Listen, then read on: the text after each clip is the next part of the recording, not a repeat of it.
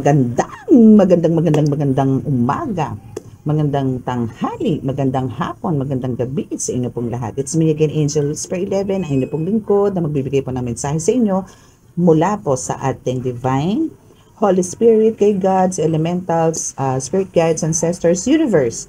No? Now is, syempre gusto ko po muna magpasalamat po no sa lahat po ng mga patuloy po na nagsusubaybay, nanonood, nakikinig sa ating pong reading no sa ating mga uploads no. Maraming salamat po. God bless you all. God bless you all. And now is minsan po bibigyan ko po kayo ng time or parang healing no sa mga gusto po na magkaroon po ng kagaanan ng pakiramdam no. Para po bago po tayo mag-start is maganda po yung vibes ninyo no, na talaga pong wala pong distraction, hindi po sasakit ang ulo nyo, yung mga ganyan. So wala pong mga body pains no.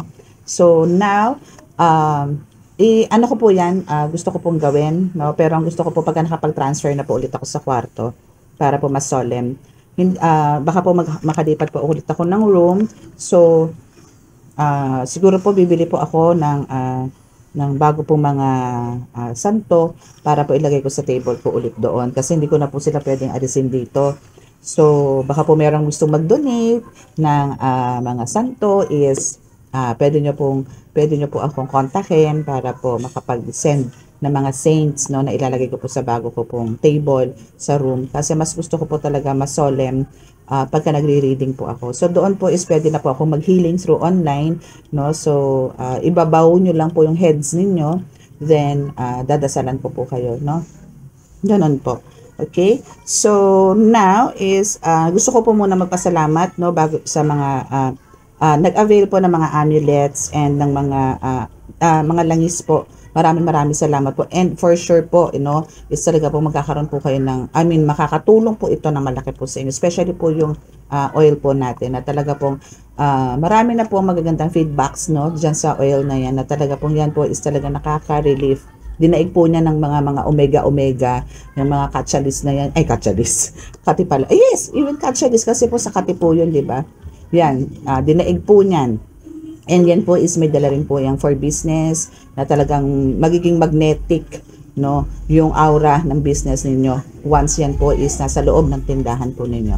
Meron po akong instructions dyan na binibigay kung paano po ma-activate yung pagiging magnetic niya po sa clients no. Meron po, so tinuturo ko po sa kanila yan para po maging activated na po siya. Okay? So now is nais ko po rin po magpasalamat doon po sa mga nakinig kahapon no about po doon sa about po doon sa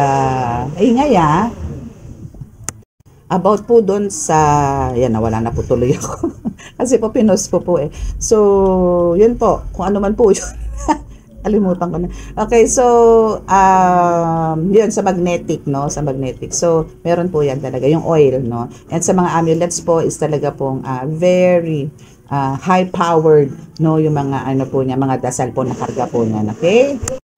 Okay, so let's start.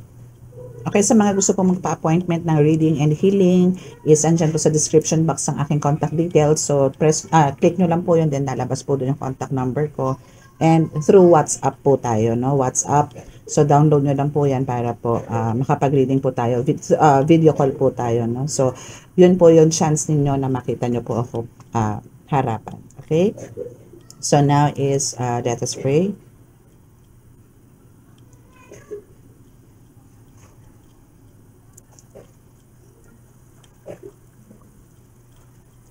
Panginoong Jesus, Panginoong Diyos Ama, ako po ay naririto sa inyong harapan kasama po aking mga subscribers, followers at viewers na humihingi po sa inyo ng panalangin, nananalangin no, para po kami po ay inyong iligtas sa anumang kapahamakan, disgrasya sa kuna at anong klase ng karamdaman na tukso.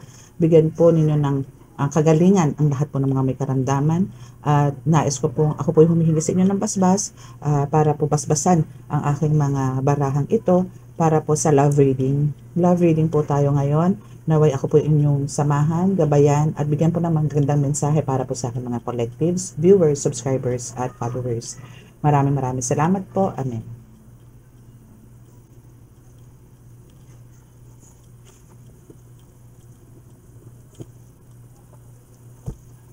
Okay, so, love reading po tayo ngayon, ano?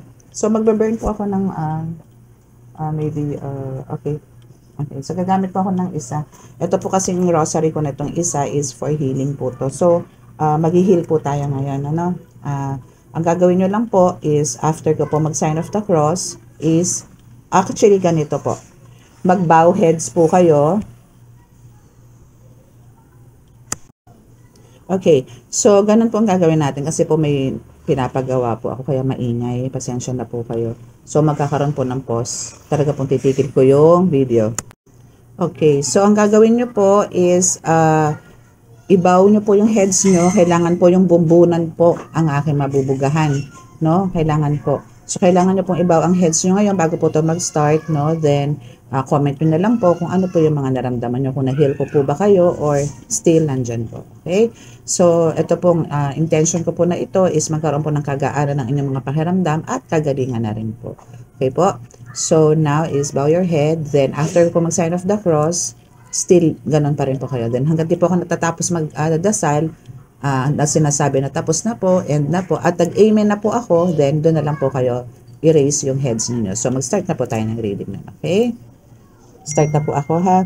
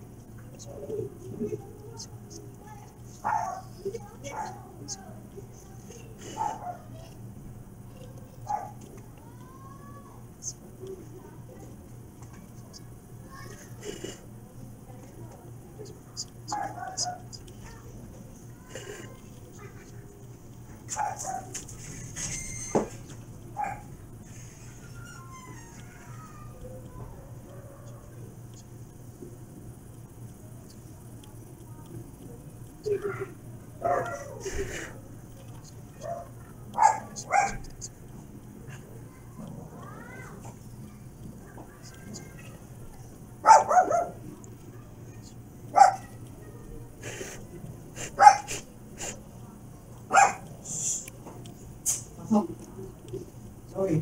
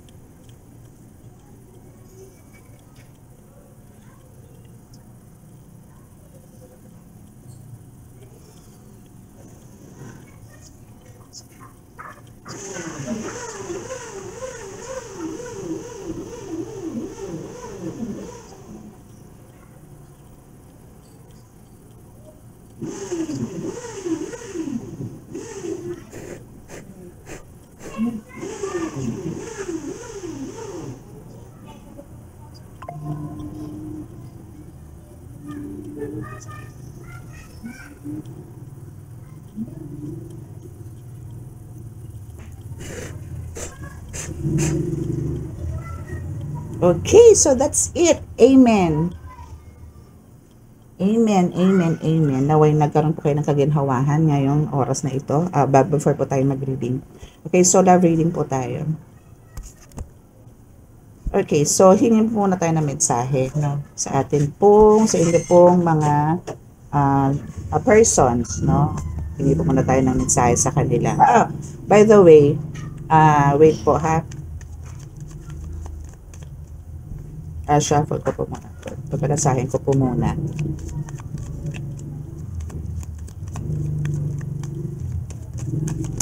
Hoping po na nagkaroon po kayo ng kaginhawahan, ano? Okay, so the timing just wasn't right for us and I am not available and I will wait for a sign from you. I know exactly what I was doing and just being near you is intoxicating. Okay, so the timing just wasn't right for us. Yan po yung first message ng iyong person, ano? So, parang, maybe pumasok kayo sa isang relasyon na mali, no? I mean, hindi dapat, maybe may committed siya sa iba or ikaw is committed sa iba.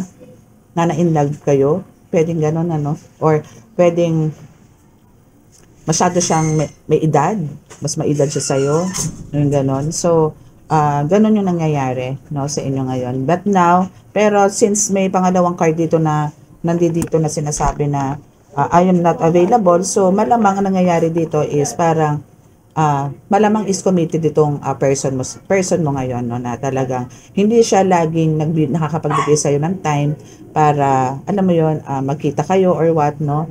And I will wait for a sign from you. So talaga merong gano'n na okay, so yon. So I will wait for a sign from you. So parang, alam yon, ikaw naman dito si collective, no, is andun yung parang, since talagang itong person mo na ito is parang nag-aantay ka na lang lagi, no, parang alam mo yon na kung siguro magchat-chat siya or magko-call siya, ganyan, ano.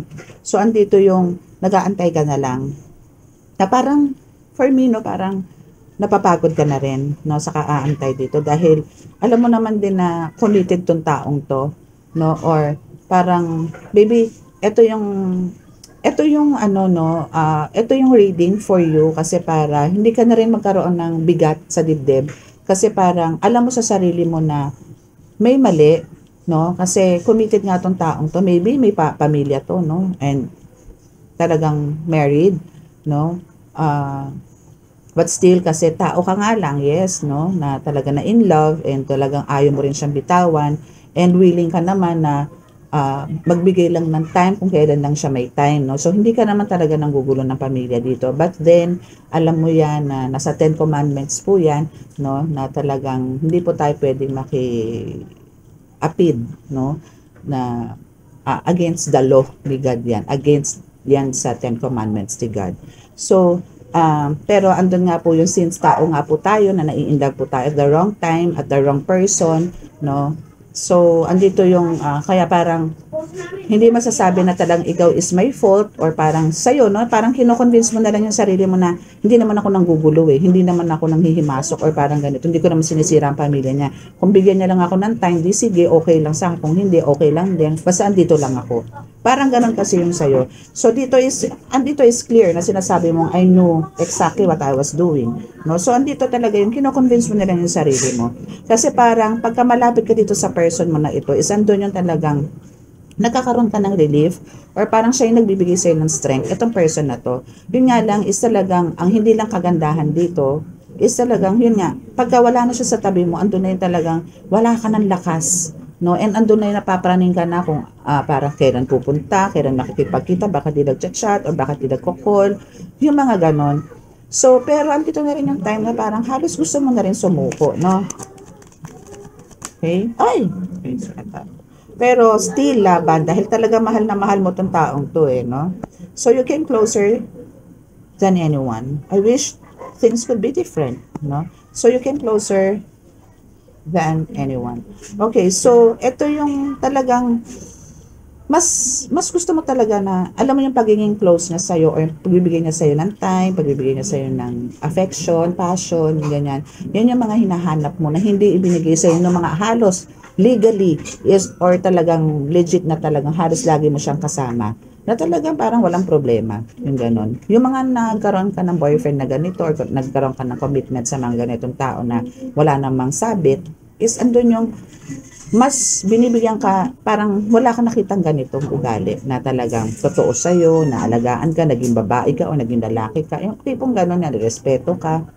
Pero dito sa committed na tao, yung may pamilya, is sa kanya ka nakaramdam ng totoo na pagmamahal, yung ganon, na yung pag-aalaga, na kahit na hindi kayo araw-araw nakikita, or minsan nga twice a month, thrice a month lang kayo nakikita, pero ramdam na ramdam mo yung pag-aalaga, or ang tawag doon, may binubulong po eh, may pag-aaruga, may mga ganon, no? So, sa kanya mo naramdaman. Okay, so now is sinasabi mo dito ngayon na parang I wish things could be different. And actually siya rin naman, ito rin ang message niya for you. No, kasi parang sinasabi niya rito na sana maiba yung sitwasyon kasi ito namang person mo na ito is nandyan siya sa'yo kasi ikaw lang din na nagparamdam sa kanya ng importansya. Yun pala ang gusto kong sabihin kanina na binigyan ka ng importansya nitong taong to. Yung ganon, na hindi niya naranasan, na hindi mo naranasan sa ibang tao. And now, andito yung sinasabi nga na, sinasabi rin itong person mo na ikaw ang nagbigay and siya din ang nagbigay sa'yo. No? Kaya parang nag-click kayo or nagkaroon kayo ng chemistry nito sa pagdating sa ganyang sitwasyon. And now is sinasabi dito na parang ang pinagkaiba lang talaga is ito is talagang committed sa iba. And yun nga, hindi ka naman naka-experience ng ganito sa mga boyfriend mo na andun yung niligawan ka, na nagkikita kayo, sinusundo ka, yung mga ganyan. Pero yung true love, no, is hindi mo naramdaman to sa mga naging past relationship mo, no? So both of you is parang sana nag-meet kayo noon pa, no? So may mga ganong words kayo mga binibitawan na sana noon pa kita nakilala, no? Yun yung mga ganon. Okay? So now I wonder if you're happy without me, no? So now is andito yung talagang pag hindi kayo nakikita, so nandun yung ikaw din, sinasabi mo sa kanya na sana masaya ka. Pero kasi, bakit ba siya lumapit sa'yo? Bakit ba siya nakipagrelasyon sa'yo? Bakit kanya niligawan, kinonfront, ganyan? Kasi nga, hindi siya happy doon sa kinakasama niya ngayon or sa wife niya or sa husband niya. Hindi siya masaya. Maybe nagkaroon lang sila ng parang pwedeng napikot, pwedeng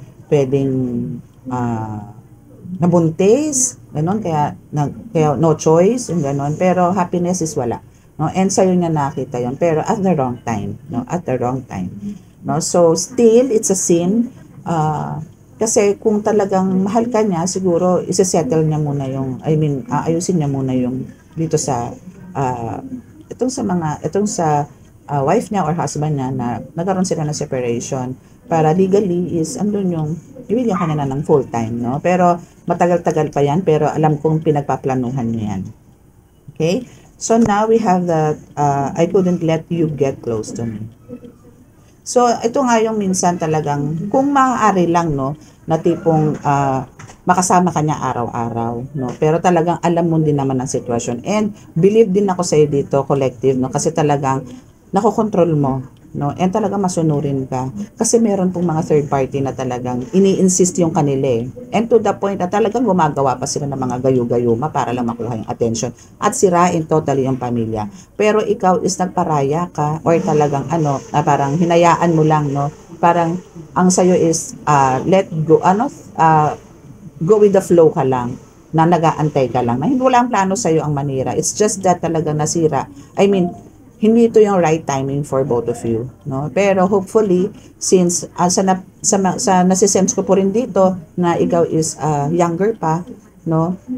And I'm praying, no, na magkaroon ka ng kaliwanagan na marami pang darating sa'yo, no? Marami pang darating sa'yo. Huwag mo sayangin yung oras na mag-spend sa isang pamilya na maganda sana is ipag-pray mo itong mga ito na magkaroon siya ng itong person mo na ito na totally magkaroon ng kaligayahan, contentment at the same time doon sa person niya, no? And ikaw is ando naman yung i-manifest mo na ibigay na sa'yo ni God yung right person na magmamahal sa'yo, na bibigyan ka rin ng ganun treatment the way na i-treat ka nitong person mo ngayon na committed sa iba legally, no? So yun po ang the best thing you can do para po hindi po tayo, kasi minsan po ngayon is ay enjoy mo, pero alam niyo po yung tinatawag na karma is dumadating po yan sa mga susunod na araw. Then doon nyo na po ang tagal nyo pong pagbabayaran, no? Yung mga ganon. Though alam kong hindi po ikaw namimilit dito,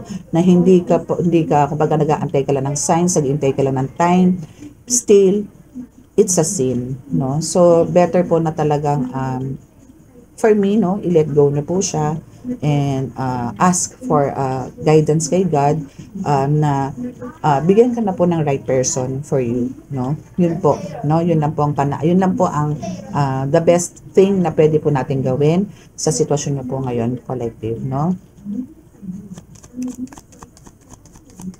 Natin kung na po yung iba pa. Kuha pa po tayo ng dalawang cards. Okay, one. It's time for me to heal now. Yes! Okay, thank you, Holy Spirit. So, ito na nga. No, siguro ito na yung katapos ko po maglitanya kanina, is andito na po yung sinasabi na nare-realize mo na. No? Maybe, habang pinakikinggan mo tong message ko or tong reading na ito, is andun yung biglang na-realize mo na, yes, tama si Madam Angel, no, na siguro time ko na i-let go, no, and parang magkakaroon ka rin dito ng self-love, no, kasi parang hindi mo rin naman deserve to, darling, kay Angel. Hindi mo rin deserve yung nag-iintay ka lang sa oras na pwede niyang ibigay. Kasi nakakarampot, no, na parang lagi kayo may kaba, no, sa dibdib. Hindi po maganda. Wala po kayong peace of mind pagka ganun. No? So this time is andito na yung parang marirealize mo na lahat, no, na may mali, no? So i-let go, let God mo yan, i-surrender mo kay God yan, no? Ganon na lang. Okay? So ganon. And I'm happy for you is na nare-realize mo na. Okay? So I'm grateful for the spiritual lesson. Wow, thank you, Holy Spirit. Kinig ako. Andito na naman po sila. Okay. So dahil nga po ito, nagdi-discuss ako sa inyo, nagbibigay po ko ng konting lesson or parang realization sa inyo. Kung mayroon po kayong confusion, then through this, pwede ko po yung consider it as a spiritual lesson for you, no, na mabuksan ng isip mo, maliwanagan ng isip mo na tama na I'm too young and marami pa po ako mamimit. Yung mga ganyan, no? So, ano mo yan, balikan mo, no, yung mga ginagawa mo before na kung ano ka ngayon. And for sure, may mamimit ka. Kasi lagi ka nagpaparaya. Lagi kang sawi dito, no? Dito sa scenario na to, dito sa sitwasyon na to. So, alam kong bibigyan at bibigyan ka ni Jesus Christ, no? Bibigyan ka nilang lahat ng tamang tao for you. Believe me. Okay?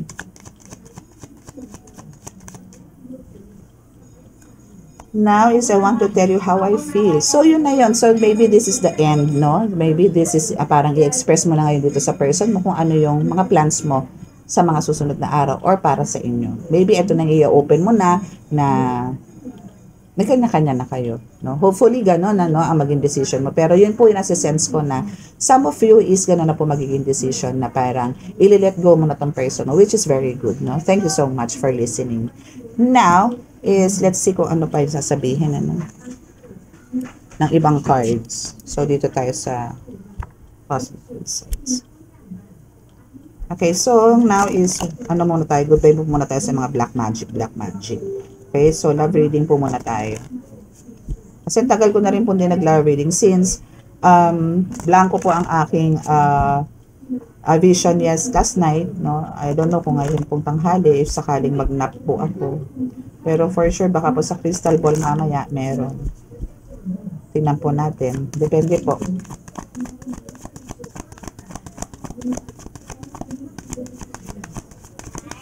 Okay, so let's see. Okay, so we have caution, no?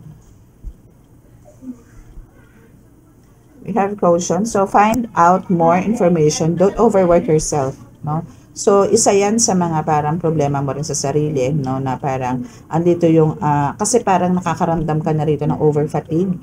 Hindi lang sa trabaho, pati na rin sa pag-aantay dito sa person mo, no, na parang kailangan mo na talaga totally mag-heal. No, parang overwork yourself, no? Don't overwork yourself sa pamamagitan pa ng sa parang nag-overwork ka doon sa tipong pag-iintindi sa kanya, sa pag-aantay sa kanya, na pagdarating siya or kung kailan siya darating at kung kailan kanya kukontakin. Parang pagod ka na rin. Pero andun kasi yung talagang kasi mahal mo eh. Kaya parang hinahayaan mo lang na ganunin ka. Pero ang sa totoo, hindi mo deserve yan, darling. Okay? Hindi mo deserve yan. Okay? Let's see. O ano pa. Okay, so it's a yes. So luck is on your side. So talagang alam mo yung universe. Okay, so sinasabi dito na, yes, luck is on your side. So dito na, sinasabi dito talaga na, may chance, no? Ang laki ng chance. Ang laki ng chance na mamimit mo itong mga taong to. Ang laki ng chance na may makimimit ka na panibago na deserve mo. Na talagang bibigyan ka ni God ng tamang tao para sa'yo. No? So, kailangan mo lang dito is maghingi na ng sign and isurrender mo na tong person mo kay God na magkaroon na kayo ng pareho-parehong happiness sa buhay. No? And contentment na rin at the same time. Kasi talaga pong mali. No? Pero don't you worry kasi lahat naman is there's a yes. No? There's a positive, no? Laging positive, no? Sa'yo. Actually, and also sa person mo. Kasi, na-inlove kayo at the wrong time talaga, no? Na nag-meet kayo sa maling pagkakataon, sa maling oras, no?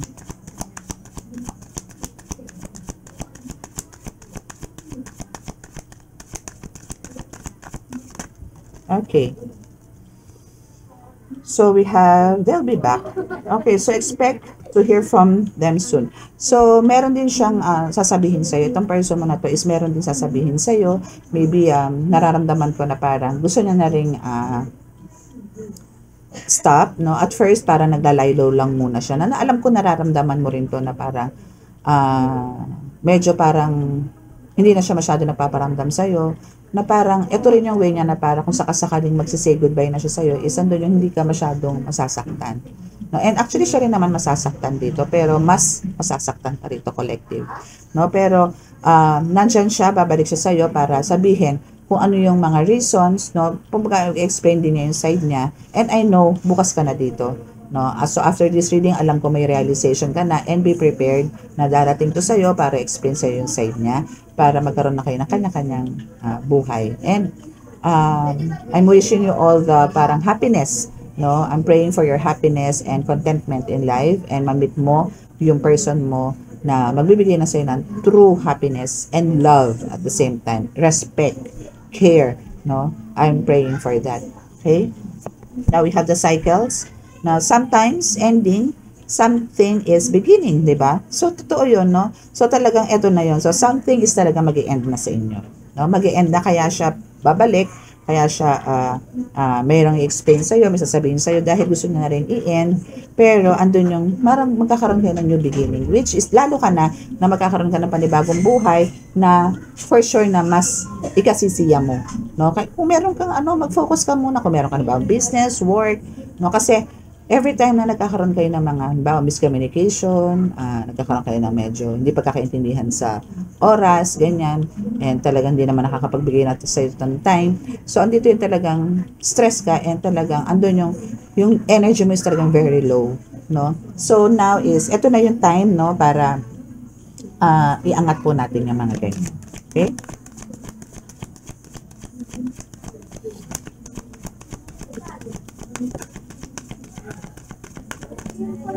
Tingnan pa natin kung ano pa. Okay, so, yes. Okay, communicate. Diba? That's exactly na sinasabi ko sa inyo na talagang dito is, since dito is they'll be back, babalik siya sa'yo, makikipagkita siya sa'yo, pupuntahan ka niya, no? Pero andito yung to forgive, no? To forgive or to compromise, no? So, baga, ito yung magkakaroon kayo na face-to-face para mag-usap, para magkaroon ulit ng alam niyo chances kayo na magkaayos sila, and ikaw naman is ayusin mo naman yung sarili mo. Okay? So, andito yung talaga magkakaroon ng end, pero andun yung magkakaroon ka rin ng good start, no? Asa talagang pagbabago, no? Sa life mo. And sa love life mo na rin at the same time, no? Okay? So, let's see kung ano pa. For the last card, no? For the last card tayo, for the last card. Okay? Let's see kung ano pa. Last card, last card, last card. Holy Spirit, thank you. Last card. Last card. Ayun. They want your money. My goodness. Kaya pala. So, ito na. So, ito palang person mo, kaya pala nag-aano sa iyo is dahil sa pera mo. My goodness. Oh, sino yan? Okay, so talagang andyan lang siya sa'yo, pumupunta lang siya sa'yo para hut-hutan ka, sorry to say, pero yan lang po ang intention niya sa'yo. So now, parang ito na talagang realization and confirmation na they are just using you. Kung sino man to, okay? So ito is, pera lang ang habol sa'yo nito. Love, yes, maybe, meron, pero more on,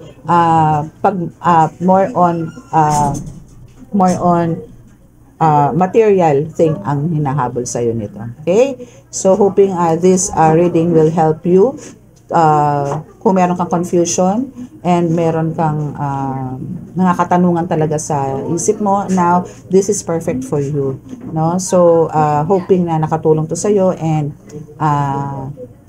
chat mo na lang ako kung gusto mo magpa-personal reading para mas ma-expand natin, no, kung ano man yung mga gusto mong malaman, no, kung ano ba talaga, kung talaga bang ikaw ay ginagamit lang nito or talagang may pagmamahal, kasi this is a collective reading, no, so this is not a personal reading, iba pa rin po yung personal reading. So pwede po kayong magpa-appointment, pwede po kayong tumawag, no, magpa-schedule para po sa reading. Okay, so ito is malinaw na end of the reading, no, is inexpose ng card ng Holy Spirit na inabuso ka, or parang andyan lang siya pagka lalapit sa'yo, to kontakin ka niya para lamang hingi ng pera or what, or material, maybe may hinihiling siya sa'yo, and then mag-ghosting siya pag hindi mo na ibigay sa'yo, hindi mo na ibigay sa kanya yung gusto niya. Okay, so now that's our reading for today, hoping na meron po kayo natutunan, and nagising po kayo sa katotohanan. And now is para po sa mga hindi pa po subscribe, and naka-resonate naman po, meron po tayong subscribe button dyan, pakiclick na lang po, and paki-like and share, then pakiclick din po yung notification bell para po lagi po kayong updated. Okay, so maraming salamat po, and God bless. Bye!